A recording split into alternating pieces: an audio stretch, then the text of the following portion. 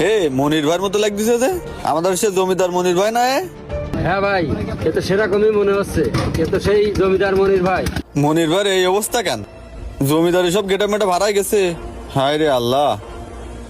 এই লিটন ভাই, আমাদের 3টে আর মনির ভাইয়ের একটা, ওর সাইড দিয়ে চা দেন। শালম ভাই, আপনি যেহেতু বলতেছেন ঠিক আছে, তাহলে আমি চা দিচ্ছি। এই নে ধর চা ধর।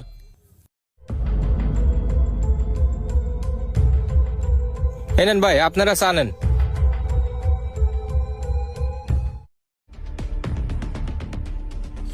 এ কি ব্যাপার মনির ভাই, কি হয়েছে কি আপনার? আপনার এই অবস্থা কেন? শাহ আলম, তুই বিদেশ যাওয়ার পরে আমি তো জমি বিক্রি করতে করতে এখন জমি জায়গা আমার টোটালে নেই। আমি একেবারে শেষ হয়ে গেছি। আমার এখন থাকার জায়গাও নেই। আমি সব জায়গা বিক্রি করে ফেলাইছি। এখন আমি রাস্তায় রাস্তায় থাকি। আমি এখন একজনের কাছে 1 কাপ চা চালেও কেউ আমার দেয় না। আমি কিন্তু এক সময় সবাইরে খাওয়াইছি। হে মনির ভাই, আপনি তখন জমিদার ছিলেন, সেই সময় তো আপনার কতবার বলিলাম এইভাবে টাকা পয়সা নষ্ট করেন না, আপনার পরিণাম অনেক খারাপ হবে। আপনি কি সবকিছু ভুলে গেছেন? ভালো আছেন ভাই? ভাই কেমন আছেন? ভাই আসসালামু আলাইকুম। ওয়ালাইকুম আসসালাম। আলহামদুলিল্লাহ। তোমরা সবাই কেমন আছো? জি আছি আলহামদুলিল্লাহ। এই আপনারা সবাই সরেন সরেন, বাইরে বসতে দেন। আসেন ভাই আসেন, বসেন। এই মিন্টু, এখানে যারা আছে সবাইকে চা দে। ভাই আমরা তো চা খাইছি ভাই। হ্যাঁ আপনারা চা খাইছেন তো কি হয়েছে?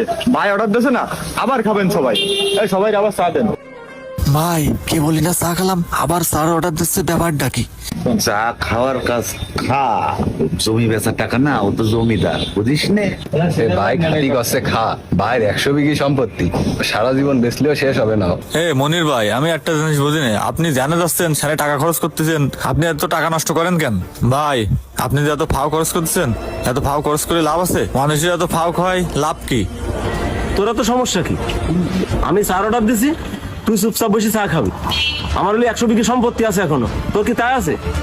তোর থেকে যদি জ্ঞান নিতে হতো তাহলে আমার জায়গায় তুই থাকতিস আর তোর জায়গায় আমি থাকতাম। চা অর্ডার দিছি, তুই চুপ করে বসে চা খা। ভাই আপনি তো আর কোনো কাজ কাম করেন না, জমি বেশি আপনি খাচ্ছেন আর মানুষের খাওয়াচ্ছেন। আপনার এক সময় যখন জমি জায়গা টাকা পয়সা থাকবে না, আপনি পথের ফকির হয়ে যাবেন, তখন কিন্তু এরা কেউ দেখবে না। সেই সময় কিন্তু আপনি আফসোস করবেন, তখন আফসোস করে কিন্তু আর কোনো লাভ হবে না। তোরা তো বেশি বোঝা লাগবে না, আমার জমি আমি বুঝবানে। আমার এখন 100 বিঘি সম্পত্তি আছে, এ সারা জীবন যদি বিক্রি করে খাই তাও শেষ হবে না। আর আমার বাপ দাদার সম্পত্তি আমি বিক্রি করতেছি, তোর জমি তো বিক্রি করতেছিলি, তোর তো আমি বেতন দিচ্ছি। তোর সমস্যাটা কি? তুই তোর মতো বসে চা খা। জমি বেচা টাকা খাইয়ে নিয়ে খাতি পা খাইয়ে নিয়ে পরে বসবে ঠেলা। এই তোরা কি আর